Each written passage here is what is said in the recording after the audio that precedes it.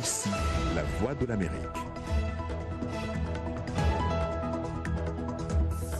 Madame, Messieurs, bonsoir. Bienvenue dans cette nouvelle édition de votre journal. On commence par les titres.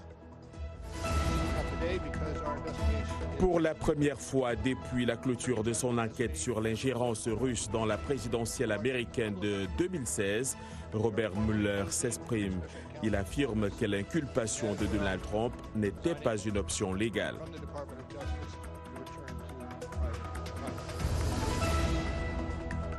Et c'est parti pour le deuxième mandat de Muhammadu Buhari. Le président nigérian a prêté serment à Abuja. Il promet à nouveau de s'attaquer à l'insécurité et à la corruption.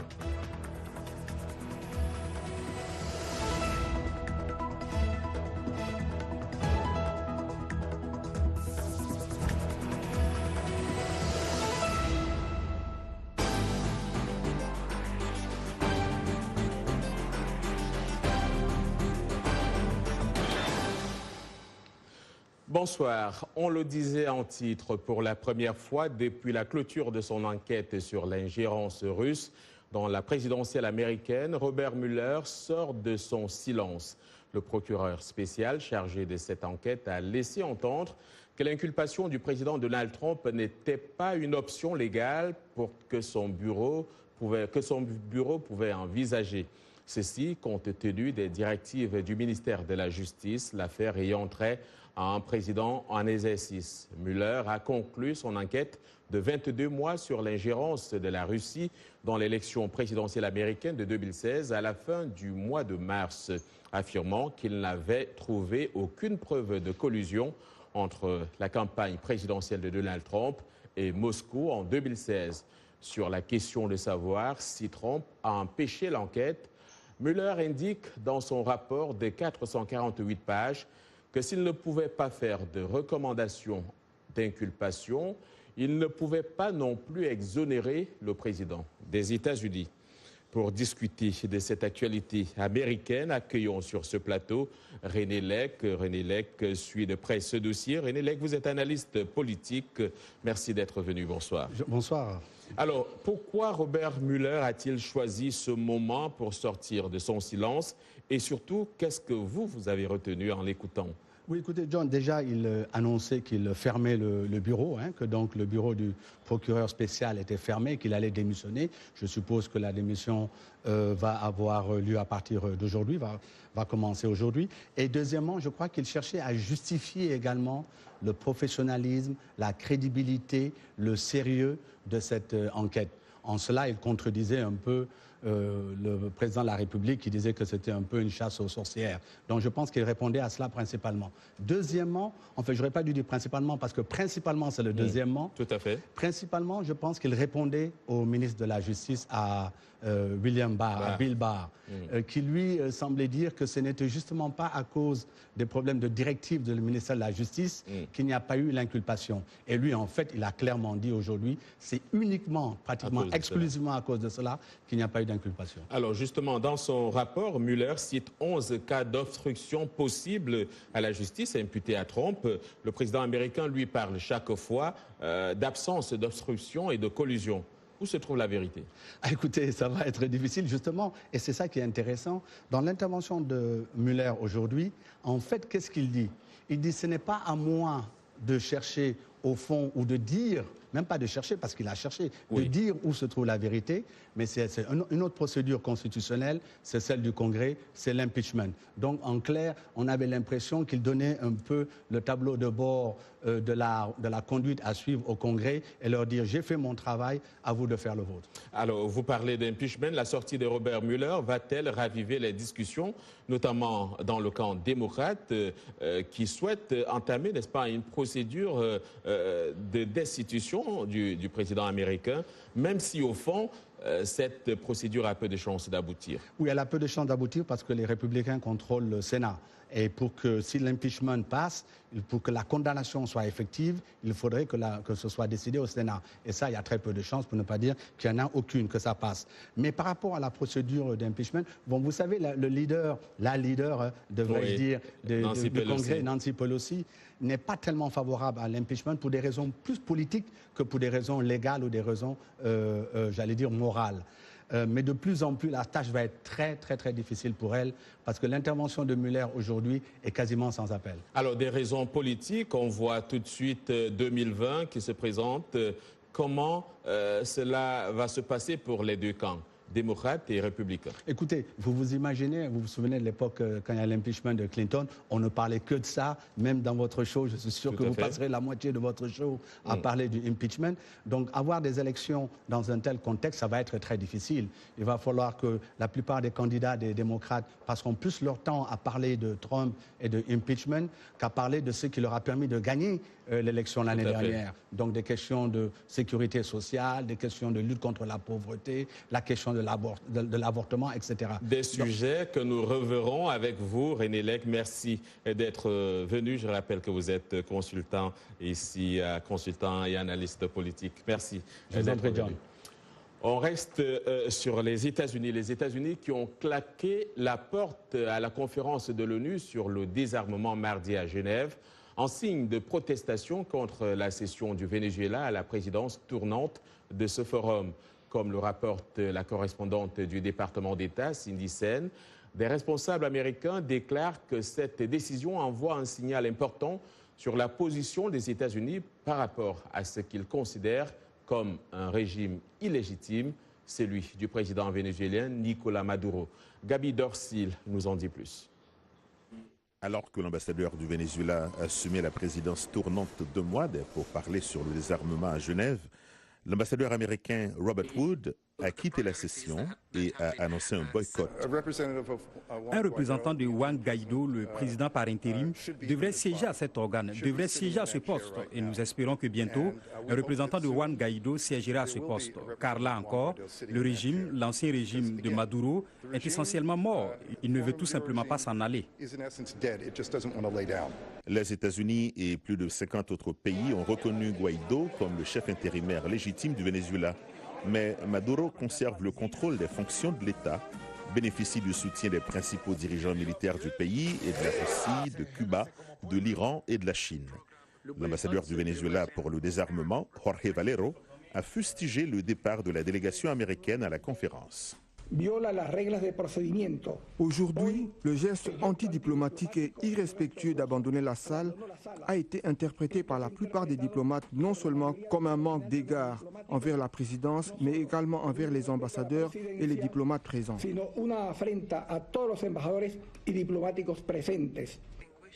Un certain nombre de pays, dont le Pakistan, la Corée du Nord, Myanmar, Cuba, l'Iran, la Syrie et la Russie, ont exprimé leur soutien au Venezuela et se sont opposés à ce qu'ils ont appelé la politisation inutile et artificielle de la conférence par certains États membres.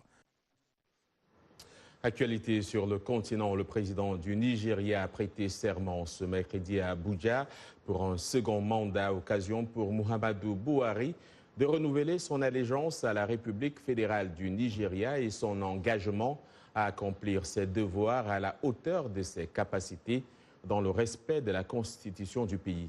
Les précisions avec Irénée Herman Umbo. La cérémonie d'investiture était sobre et brève, sans discours majeur ni présence de chefs d'État étrangers.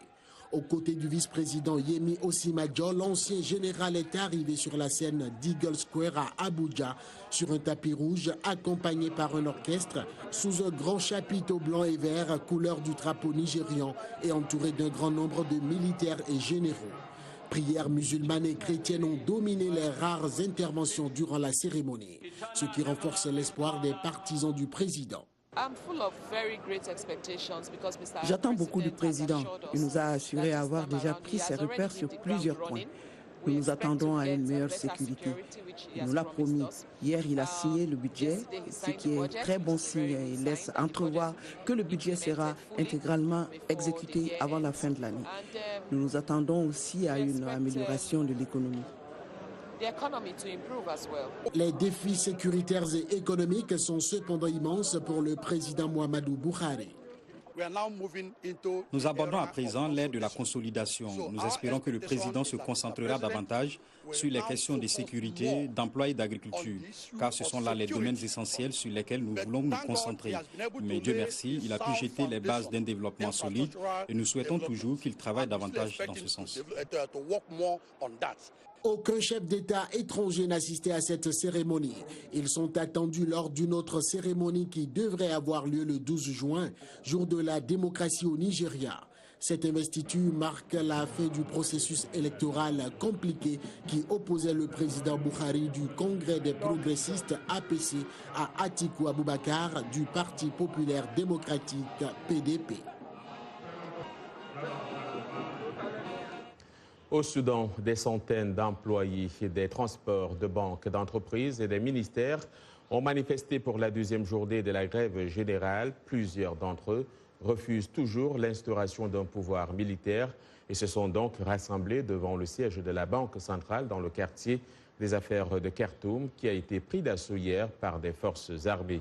Ce matin, l'aéroport de la capitale a commencé à reprendre ses activités malgré le maintien de la suspension des vols de compagnies aériennes soudanaises.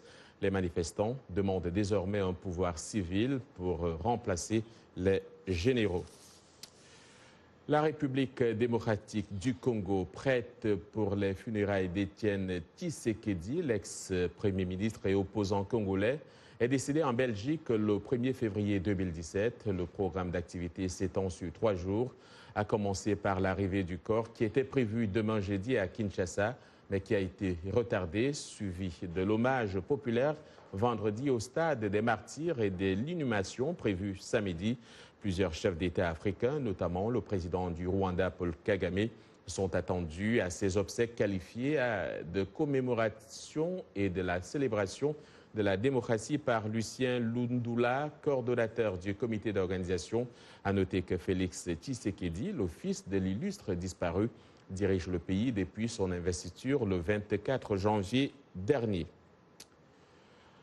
Direction le Sénégal, où, comme dans de nombreux autres pays d'Afrique, l'obscurantisme domine souvent dans la façon de percevoir le handicap, particulièrement le handicap mental. Mais ces dernières années, ces représentations évoluent, en tout cas dans la capitale Dakar. Suivez ce reportage. Maïmouna Bal a 23 ans et chaque matin de la semaine, elle prend le bus, seule entre son quartier et cet hôtel-restaurant de Ngor, à une trentaine de minutes de son domicile.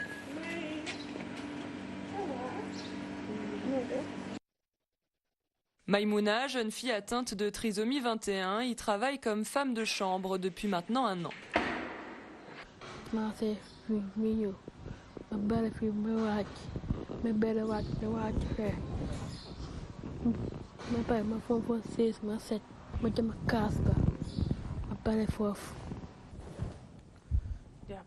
Maïmouna travaille sous la supervision de Mbayang Faye, mais elle est quasi autonome. Pour de nombreux employés de la maison, c'est un grand plaisir de l'avoir comme collègue. Elle est super intelligente. Elle travaille bien. Si tu lui dis fais cela, il le fait. Et il le fait avec amour. Je suis contente de la voir.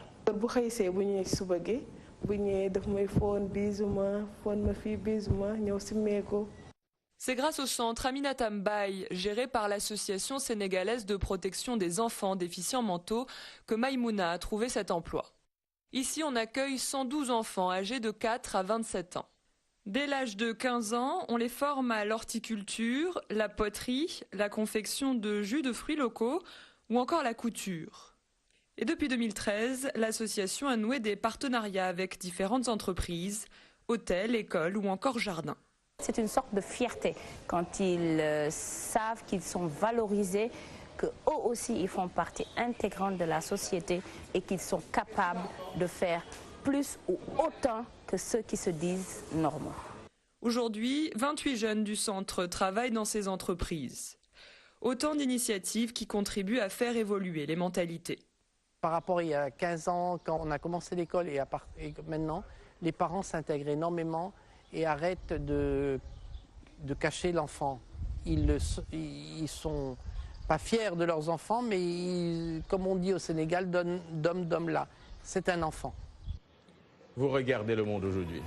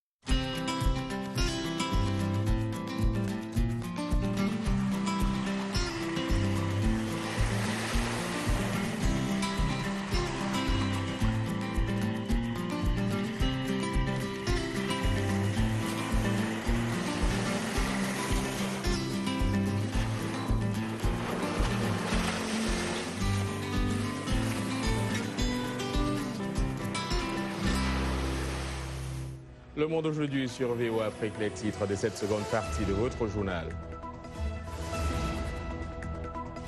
Au Burkina Faso, son amour pour la photographie force l'admiration. Pasteur photo ou plutôt bâti.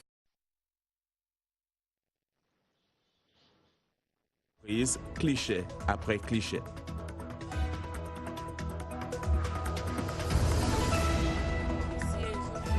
Dans les îles Comores, nous parlerons de football féminin où les jeunes femmes se battent contre les tabous de la société pour une discipline qu'elles pratiquent.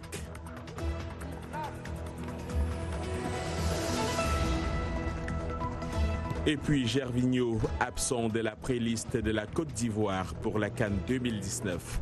Yacouba Ouedraogo sera là pour les détails.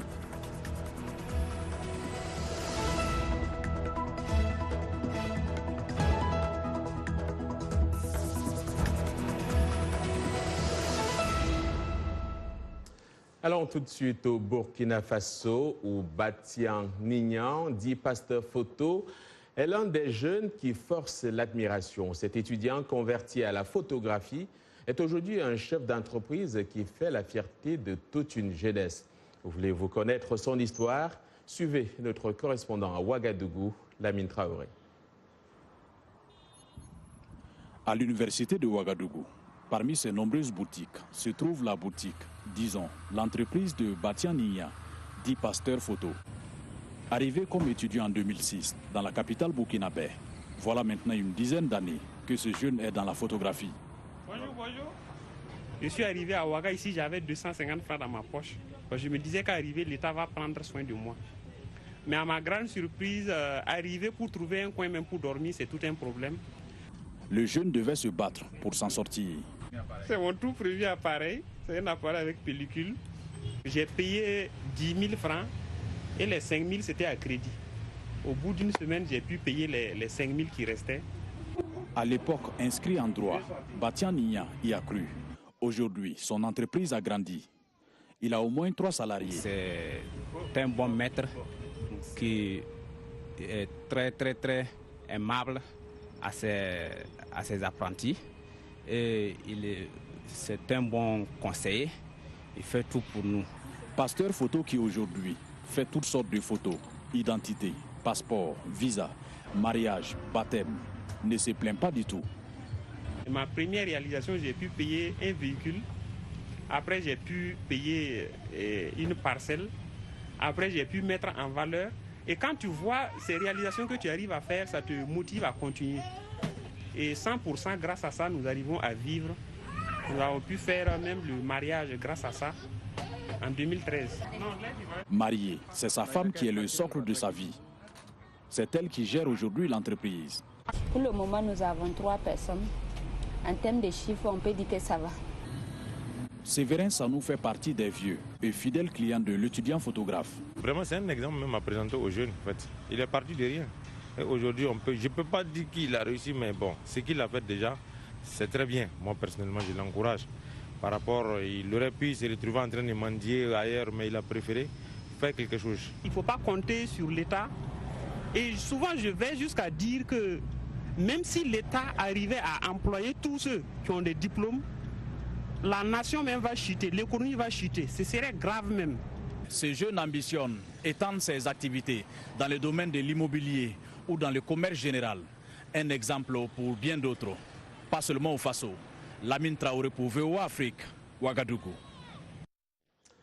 Le monde aujourd'hui, c'est aussi les sports et un Burkinabé pouvant en cacher un autre. Yacouba Ouedraogo est là. Yacouba, bonsoir. Gervinho est absent pour la CAN 2019. Bonsoir John et bonsoir à vous, amis sportifs. Effectivement, non, Gervinho ne jouera pas la CAN 2019. La Côte d'Ivoire a dévoilé une préliste sans l'attaquant du club italien de Parme. Le retour de l'ancien attaquant de Lille et d'Arsenal qui n'a plus joué en sélection depuis novembre 2017 était annoncé avec insistance compte tenu de sa bonne saison écoulée avec Parme. Gervinho, 32 ans, avait aussi manifesté son désir de rejouer avec les éléphants avec qui il a remporté, on se rappelle, la CAN 2015. Le sélectionneur Ibrahim Kamara a soutenu qu'il a des joueurs de grande qualité dans les couloirs, en citant notamment Nicolas Pepe, Maxwell Cornet ou encore Max-Alain Gradel. On note aussi le retour de Wilfried Bony, 30 ans, désormais exilé à Al Arabi SC au Qatar. Les éléphants entameront leur préparation en France où ils joueront un premier match amical contre les Comores le 7 juin. Et la liste définitive, selon Ibrahim Kamara, le sélectionneur, tombera le 9 juin. Et puis, le Wydad Casablanca demande à la Confédération africaine de football de délocaliser la finale retour de la Ligue des champions. Le club marocain affronte l'Espérance de Tunis ce vendredi au stade de Rades. Mais les Wydadis justifient leur demande par les défaillances constatées, disons, dans certaines tribunes du stade de Rades et qui présenteraient un danger pour les supporters. Les nouvelles accessibles et vérifiables en provenance du stade hôte ne sont pas rassurantes. Il est fait état de gradins et de parties du stade qui ne seraient pas aux normes et peuvent en aucun cas, disons, recevoir des supporters, a écrit donc le Wydad. Le directeur général de la Cité nationale sportive tunisienne, Tariq Fardjaoui, a tout de suite réagi en rassurant notamment que le stade de Rades ne présente pas de danger pour les supporters et qu'il peut accueillir 60 000 supporters lors de cette finale retour de la Ligue des champions. On va rappeler qu'au match aller, Wydadis et Tunisiens se sont séparés 1-1. Et justement, puisqu'on parle de cette finale, il faut reconnaître qu'il faut, disons, noter que l'arbitre de la finale aller a été suspendu. Ghead Glisha, qui a officié la finale aller entre le Wydad de Casablanca et l'Espérance sportive de Tunis samedi dernier, a été suspendu pour une période de 6 mois en raison d'une performance jugée faible par la CAF. La rencontre s'est soldée par un match nul d'un but partout, je le disais tantôt. Et suite à des actions litigieuses, l'arbitre égyptien a annulé un but marocain pour une faute de main. Après un recours à l'assistance vidéo, il a ensuite refusé un pénalty au Wydad, toujours après recours à l'assistance vidéo. Ces décisions arbitrales avaient fait l'objet de contestation de la part de la Fédération royale marocaine de football. Et puis, direction les Comores pour parler de football féminin. Dans cette île de l'archipel indien, de jeunes femmes se battent contre les tabous de la société pour pratiquer cette discipline dite d'hommes dans ce pays à majorité musulmane. Regardez.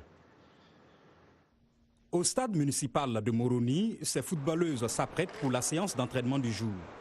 Contre vents et marées et ramant à contre-courant des croyances sociétales qui ne veulent pas les voir pratiquer un sport dit d'homme, ces joueuses du FC Mama ne lâchent rien.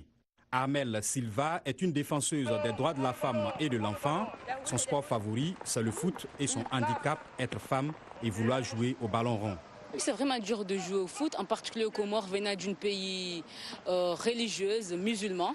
Et on avait beaucoup à se battre contre les tabous. Tu connais les tabous du pays, une fille n'a pas le droit de faire ça. Et aussi venant d'un pays musulman, que les filles n'ont pas le droit de faire ci ou de faire ça. On se bat encore parce que jusqu'à maintenant, le tabou, il est toujours là, on se bat toujours. N'empêche, Amel, 23 ans, a continué dans sa lutte pour sa discipline préférée. Comme elle, Ayriat Abdourahman, 24 ans, infirmière de métier, a dû surmonter les inquiétudes de sa famille et les pesanteurs sociales pour revêtir le maillot de l'équipe nationale. Elle en est devenue la capitaine et ses coéquipiers l'ont surnommée Maradona. Mon père ne voulait pas que je joue, mais c'est grâce à ma mère et mes frères qu'on s'est tenus sur cette idée. Mais mon père, il a fini par comprendre. Le football féminin comorien a commencé il y a 15 ans et lentement gagné en popularité sur cet archipel de l'océan Indien. Le premier club, créé en 2003, était le FC Maman. Par la suite, 17 autres formations féminines ont vu le jour, ce qui a suscité la mise en place d'un championnat national. Désormais, ces joueuses peuvent rêver. Mon objectif pour l'équipe nationale, c'est de participer un jour à la CAN ou à la Coupe du Monde comme les autres pays. Ça, c'est mon plus grand rêve. Un rêve qui peut bien se réaliser avec le soutien de la FIFA à l'endroit du foot féminin, mais surtout être aiguisé davantage avec le mondial féminin. Courage, jeunes filles, et à vous, on se dit à demain. Merci Yacouba et courage donc à ces filles.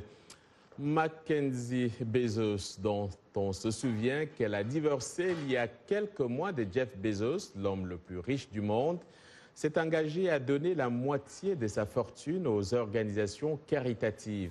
L'ancienne épouse du fondateur et directeur général d'Amazon est l'une des 19 signataires du Giving Pledge qui ont promis de donner plus de 50% de leur patrimoine aux organisations caritatives. Dans une lettre publiée mardi, Mackenzie Bezos fait savoir qu'elle continuera à porter une attention particulière à la solidarité. La fortune personnelle de l'ex-épouse de Jeff Bezos s'élève à près de 37 milliards de dollars, ce qui en fait la 22e personne la plus riche au monde, selon le Bloomberg Billionaire Index. Quant à Jeff Bezos lui-même, dont la fortune est estimée à 114 milliards de dollars, il n'a pas encore signé d'engagement, mais a tweeté son soutien à la décision de son ex-épouse.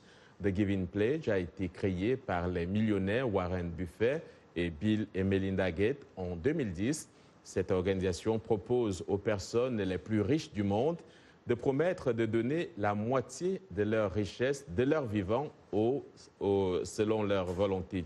Elon Musk, le baron pétrolier T. Boone Pickens, Michael Bloomberg, Richard Branson et le cofondateur de WhatsApp, Brian Acton, et son épouse Tegan ont également signé le pacte de générosité. Donc, si vous faites partie des millionnaires de ce monde, donnez un peu à ceux qui en ont besoin.